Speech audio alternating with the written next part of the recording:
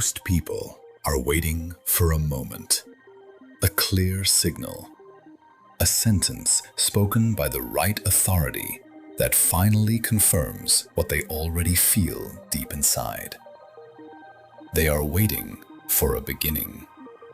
But real transitions almost never feel like beginnings. They feel like confusion. They feel like overlap. They feel like a strange period where the old rules still exist, but no longer explain what is happening. History shows this again and again. Empires do not collapse when they are weakest. They collapse when they are most complex. When too many rules are required to keep the illusion alive. When too many intermediaries are needed to preserve trust. When too much energy is spent maintaining narratives instead of reality. This is where we are now. People sense it intuitively.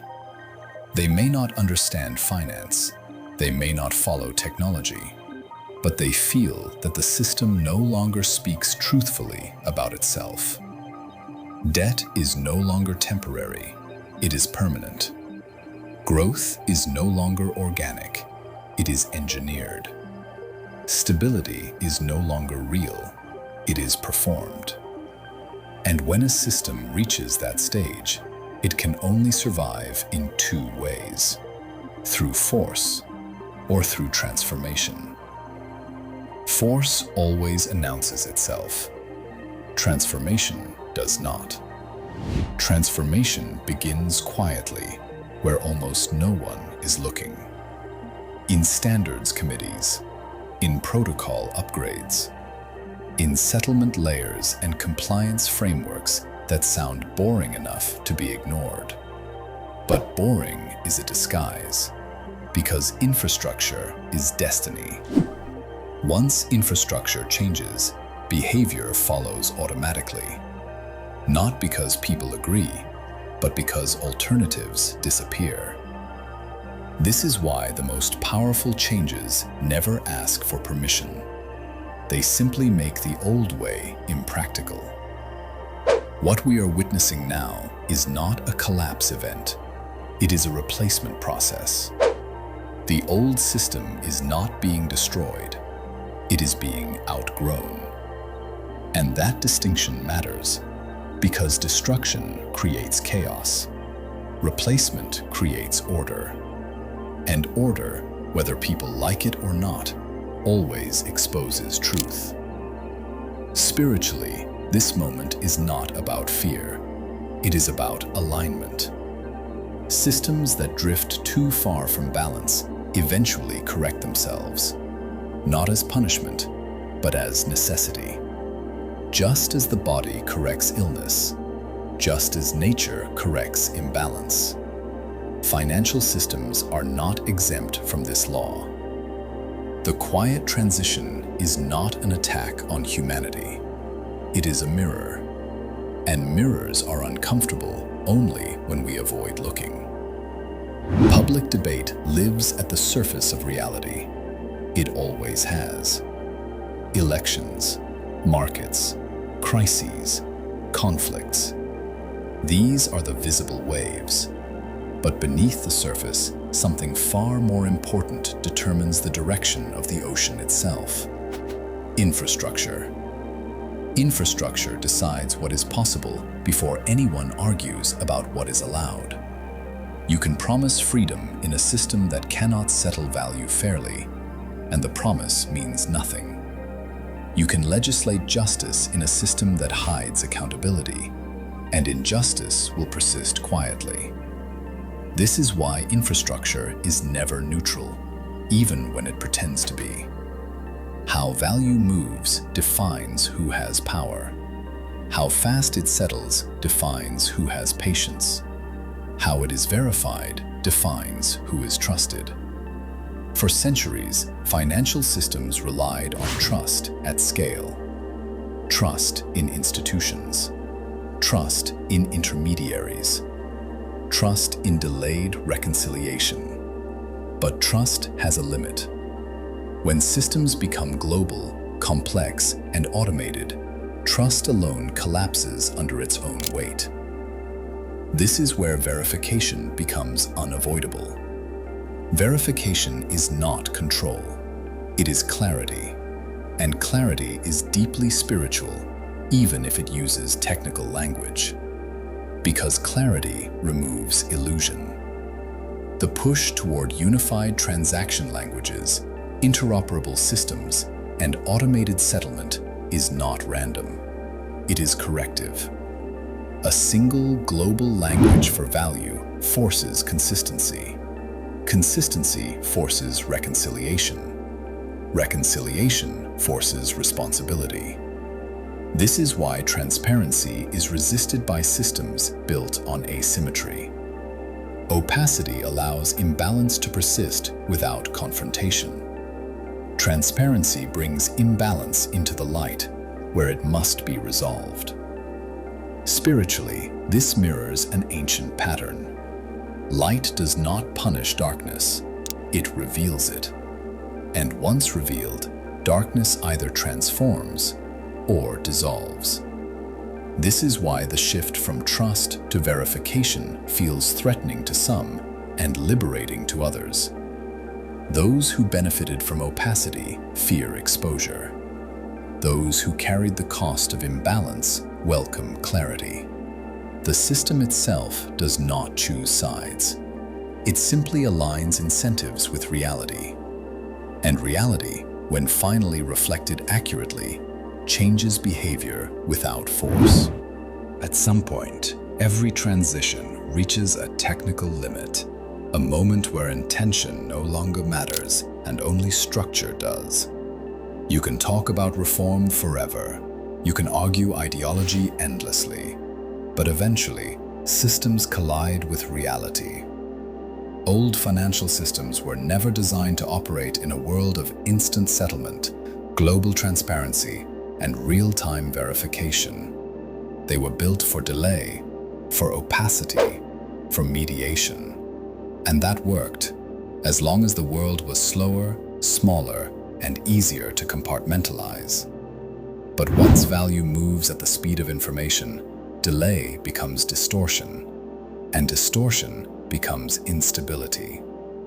This is the point where a neutral layer becomes necessary. Not a revolutionary layer, not an ideological layer, but a connective one. A layer that doesn't try to overthrow the old system, yet quietly makes it obsolete by offering a more efficient path forward. This is why the idea of bridges keeps appearing.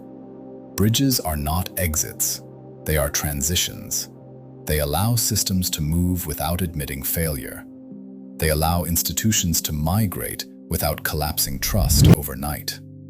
And they allow individuals to experience change gradually rather than through shock. This is where Stellar becomes relevant, not as a narrative, but as an engineering solution. Stellar was never designed to replace everything. It was designed to connect everything. Legacy banking rails, payment systems, government infrastructure, real-world assets, emerging digital frameworks. All of these systems speak different languages. They operate on different assumptions. They settle value at different speeds. A neutral layer does not argue with them. It translates between them. And translation is power. Not power in the sense of domination, but power in the sense of coherence. When systems can communicate, friction disappears. When friction disappears, intermediaries lose relevance. This is why integration is far more disruptive than rebellion. Rebellion creates resistance. Integration creates inevitability. Spiritually, this mirrors a deeper truth. Transformation does not destroy identity, it transcends it. The caterpillar does not fight the butterfly. The river does not argue with the ocean. They are absorbed into something larger without needing permission. The neutral layer is not about control, it is about flow. And flow always reveals where energy truly belongs. Every system eventually faces a reckoning between representation and reality. When symbols drift too far from what they represent, collapse becomes inevitable. Money is no exception. For decades, value has been abstracted, delayed, and obscured. Numbers moved faster than meaning. Promises expanded faster than collateral. ISO 20022 appears, on the surface, to be just a technical messaging standard. But in reality, it is a language of reconciliation, a way to describe value consistently, precisely, and globally. When value is described clearly, it can be tracked. When it can be tracked, it can be audited. When it can be audited, it can be reconciled. This is the moment where tokenization becomes unavoidable, not as speculation, but as structure. Tokenization gives assets identity, it gives obligations visibility, and it gives collateral consequence. This is deeply uncomfortable for systems built on ambiguity. Ambiguity allows imbalance to persist without accountability. Clarity forces resolution. Spiritually, this follows a universal principle. What cannot be reconciled must be corrected. Not because the system is cruel, but because balance demands it. The idea of a reset is often misunderstood as destruction. In reality, it is reconciliation delayed too long. When reconciliation is postponed, it becomes dramatic. When it is continuous, it is gentle. Tokenization, standardization, and automated settlement are not tools of punishment. They are tools of remembrance. They remind systems what they promised. They remind assets what they represent. They remind participants of responsibility. This is why transparency feels threatening to some and liberating to others. It does not take sides. It simply removes hiding places. And once hiding places disappear, truth does not need to be enforced. It asserts itself naturally. Every external system eventually reflects an internal state. Financial systems are mirrors. They reveal collective priorities, fears, and assumptions. A system built on endless extraction eventually exhausts itself. A system built on delay eventually loses trust. What many call a quantum financial system is not a single switch. It is a convergence of speed and accountability, of transparency and automation, of structure and sovereignty. True sovereignty is not rebellion. It is responsibility. Self-banking is not isolation. It is maturity. It is the realization that no system can carry responsibility forever for those unwilling to carry it themselves. Spiritually, this moment is not about control from above. It is about coherence from within. Systems can only become as honest as the people interacting with them. This is why the transition feels uncomfortable. It asks more of the individual. Clarity demands awareness. Transparency demands integrity. The old system allowed distance between action and consequence. The new one collapses that distance. And when consequence becomes immediate, consciousness must rise to meet it. This is the quiet endgame. Not collapse, not salvation, but alignment. Alignment between value and reality, between action and consequence, between inner truth and external structure. The system does not announce this moment, it reflects it. And those who recognize the reflection early do not panic. They adjust, they prepare, and they move forward, not in fear, but in clarity. If you've listened this far, then you already sense what this is really about. Processes like this are rarely announced out loud or explained in the news. They simply and gradually become the new reality. Some will wait for official statements. Others will wait for confirmation from authorities. But those who understand usually observe quietly and draw their conclusions early. That's why we're here, to look deeper, notice the details, and connect what seems disconnected on the surface. If this perspective resonates with you, stay with us, subscribe, and support the channel. All links are in the description. And most importantly, don't take anything at face value. Compare, analyze, think.